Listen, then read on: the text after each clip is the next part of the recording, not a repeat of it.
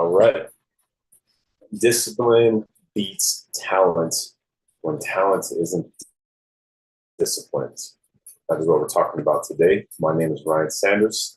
I am the CEO and lead coach of Project Fresh. And for over the last 13 years, I have helped people take control of their health, optimizing performance, and building sustainable habits that stick. As a certified strength and conditioning specialist and certified sports nutrition coach, I've worked with everyone from athletes to busy professionals, coaching them through the science and the real world challenges of fitness and nutrition.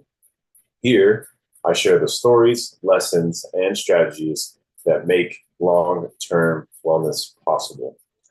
And the reason why I was talking about discipline beating talent is that there's so many great examples out there of this. And I think that it really applies to what we're going to cover today. Today is just kind of a two-part in this 10 minutes here that we're going to cover. And we're roughly at, I think we're already at a couple minutes in here, so I want to keep time very focused. But ultimately, okay, about 2 minutes. What we do, we've got a division within Project Fresh called Project Fresh Performance. It's our athletic division where we specifically are working with athletes, maybe some high performers if they're ex-athletes, or let's say they're in a scenario where it might be tactical or high-end business performance or something along the lines, but predominantly athletes for Project Fresh Performance. And the reason why we decided to talk about discipline today is because we had an athlete compete over the weekend. That athlete specifically was my wife, who joined the Barbell Brawl at Denver Barbell Club on Saturday. She competed in both the snatch and clean and jerk for Olympic weightlifting, and she hit 5 out of 6 of her lifts, which was great. We came in with a plan, and she hit 5 out of 6. The fifth one was our third lift for the snatch. The reason why she barely missed it, she can definitely do it, is I think we jumped up a little bit too much with the first 2 lifts feeling like butter. The third one, we needed to keep to that systematic raise, and I think with that adjustment, we learned a lot. So really, really great session. We're going through all the notes right now. Changing up the game plan just a little bit, but working on the next cycle of our rotation. So getting into our next mesocycle, or basically it's just cadence as far as training is concerned for her. And that was a really, really solid first meet for her. It was her first time. So the reason why I'm using that as a story is she has been exceptionally disciplined. About 2.5 months ago now, maybe even further back, she decided that she was going to take on double days. And is that needed for every athlete? No. I've done double days a few times outside of sports. It didn't last long. It just, for whatever reason, well, actually, no, I did do double days when I started my fitness journey after moving to California. So that was 90 days of double days. But other than that, there's not been a single time in my life where I've done it. So is it required? No, but if you feel that it works for you, then definitely use it. If it doesn't limit sleep or anything else, cool. But back to my wife's discipline. She has more consistently than not, and even through her travels for her work schedule, been getting up on average 4 days a week, 4:30 our time local, to get up and go either swim or run. And her swims have gotten better. She does 1,000 meters. She started over 30 minutes. She's now closer to 26 for those 1,000 meters. For her runs, she started at about 3.5 miles. She's now closing out about 4.5 miles in 30 minutes. So her cardiovascular has improved significantly. She feels it in her Olympic weightlifting, and she's seeing the byproducts that she wants to see as far as losing some of that fat mass, maintaining her strength and increasing, and also just cardiovascular improvements through the roof too, which is great for an Olympic an Olympic athlete, an Olympic weightlifting athlete for a cross train. Now, as the loads and the volumes get up, of course, will change, but for now, just to change up the body composition and increase the cardiovascular. It's been fantastic. And she has remained consistent. Like I said, even traveling twice, 2 different work trips that she's done in this time, since she changed to 2 days, still hitting those workouts before getting out to get her boss taken care of, to get her team taken care of.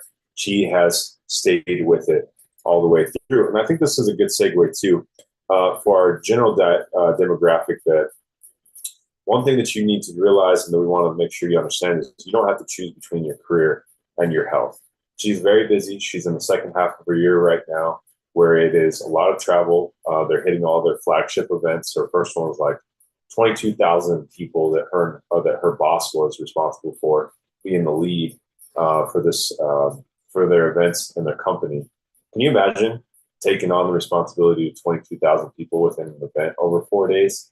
They had some particular challenges that they hadn't experienced in the 20 plus years that her boss had been doing this. So there was some stress associated, but she's still stuck with it in her workouts. And I have to commend her for all that she's done, all that she's been doing. And that is the kind of lifestyle that we want to see, not one of obligation, but that you get to do it. So back to Project Fresh Performance, for our athletes, that's really the focus. Is discipline breeds talent. And when you work hard and you stay focused, no matter the conditions, no matter the circumstances, you keep that perspective, your experience is going to trend towards a lot of success. So in the context of what our athletes can experience, just a few different things, some notes that I put together. Our demographic is around junior year for high school, for young men. If the ladies want to get into Project Fresh Performance, we definitely work with ladies too. Again, from my perspective as an athlete in high school and all that I experienced, this will be my why that I'll share with you here in a second, leading into college and even into athletics after college, maybe more on the amateur side. Well, definitely on the amateur side. For me personally, I've been really doing heavy competitive, just more pick up and play. Whether you go into college, amateur sports like the Olympics or even professional sports, and you hit the top, or you come out of one of those and you get into whatever else you do, there are certain things that we want to really emphasize as far as the company. This is where boys become men, not just faster, but also wiser, sharper, more focused. We're also looking at, how do you play in the next level as far as, what is on your radar for, let's say, vocation or corporate America or entrepreneurship. What are you doing? What are you looking at moving forward? We're looking at character. We're looking at leadership. We're looking at mentorship. Are you developing the skills, both hard and soft skills?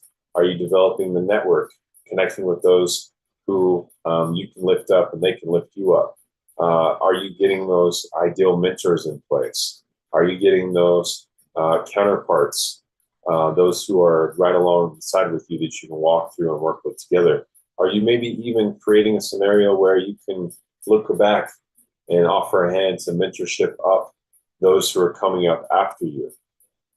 And then also, we like to make sure that we reassure the parents that we work with that we're not just, building young men, not just the muscle side of things, but we're also, we care about your son because of the achievements that he gets. It's going to translate far beyond what's on the field or the court or the pool, whatever it is you're competing in. It goes far beyond that. So you'll see growth in the gym, the classroom, the locker room, in school, at university, relationships with other guys, relationships with the ladies, relationships in your technical or professional career, and beyond. So that is something that's very key to us.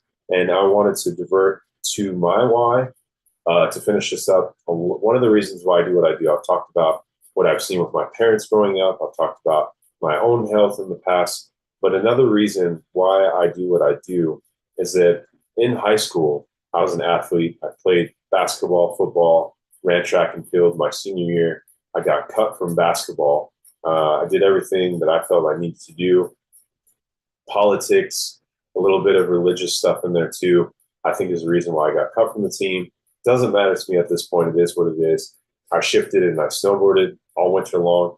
Loved it. So now I learned how to snowboard. I think I went like 30 times that season. It was so much fun.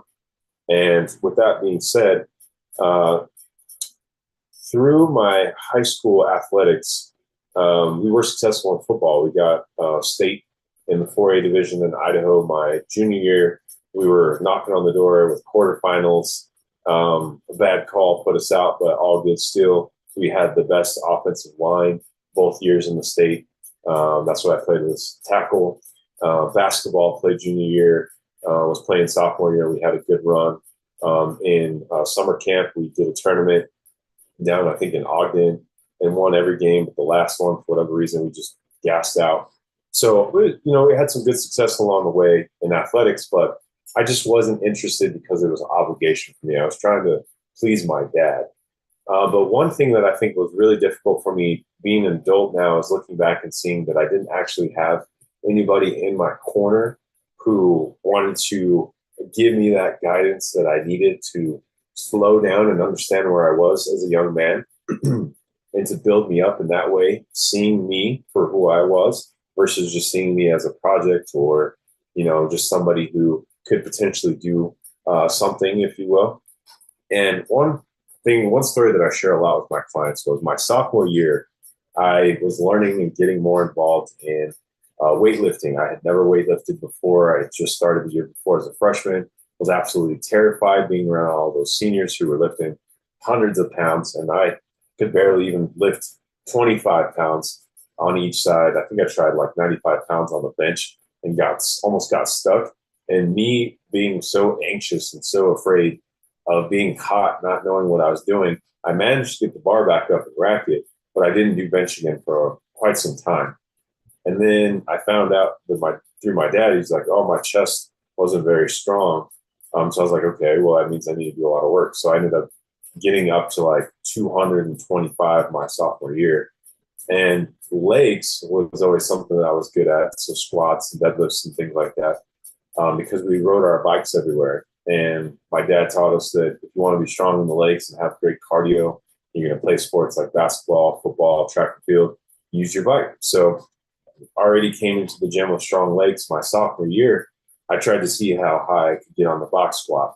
For those of you who don't know what the box squat is, it's basically a box of, I don't know, maybe 16, 20, maybe 24 inches that you sit on, and then you come out of the squat. You can do it with a bar on your back, a safety bar, a regular barbell, and come up to the top. Speaking of, I should do a safety bar. Anyway, long story short, what was I going to say? With that being the case, what did we do? I was squatting probably about 225 regularly, maybe even 250, somewhere in there on a regular squat. And so when I did this one, I took it up to 300 pounds and did 5 reps. And I felt really good. I had a couple of guys that were lifting with me. So I was like, let's go to 400. I walked it back, sat on the box. And we had a higher box for anybody who was 6 feet or taller and a lower box. So I was on the higher box. So I'd say, I don't know, it's probably somewhere between 20, 24 inches, somewhere in there. So I wasn't quite 90. I was more parallel. So, or excuse me, I was 90, not parallel. So I was a little bit higher than a kind of a deeper squat. But hit my 5 reps at 400. And I look at the guys, I'm like, this is feeling good. Let's go to 500. So we put 500 on there. The bar is flexing like crazy. And I get under the bar. I get it off the rack. And I'm like, I think I can do this. I sit down.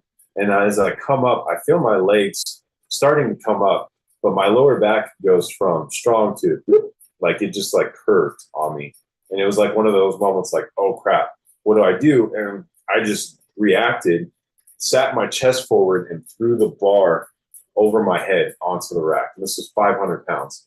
Just threw it on the bar and was like totally freaked out that my coach was going to come running out of the office and chewing me out. Like, Sanders, what the hell? Or he's like, he sounded like he's from the South. He was from one of the smaller towns outside of our city.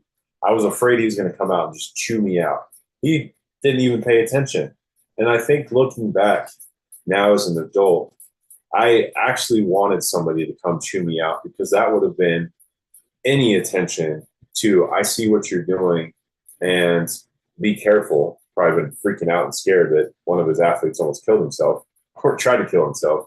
Or even better, somebody who would have come out and said, yo, Sanders, that was a little wild, but dude, fantastic job. I saw your first two lifts. That was great. I saw you try that 500. You didn't get it. It's okay. Is it cool if I work with you to hit that 500 pounds? Can you imagine what trajectory that would have taken me if someone would have come alongside me on that? Of course, the guys that were in the room, they're just, helping me do the squat. They're just like me, just lifting, weightlifting class. Let's get it done. But I say all that to say that I want to be that coach, that guide, that person for young men who may not have a coach or a parent or someone else in their life, an uncle or grandparent, who's there to see their potential, to see their work ethic and encourage them on that trajectory. Does it mean that they go play in college, amateur, or pro sports? Maybe, maybe not. That's not the point. It's more so to have someone in their corner so that they can develop and grow into a strong and well-developed young man. And I think that's what really motivates me a lot in this world of Project Fresh Performance and what we do in our athletics divisions is, yes, we'll provide a very strong and resistant athlete who can get in there and be very competitive in their performance, get noticed by scouts, have that vertical, have that speed, have that explosiveness, have that resistance to injury, all those things. Yes, we want to do that. But more importantly, be a well-rounded, well-developed young man and lady if the gals want to work with us too, absolutely.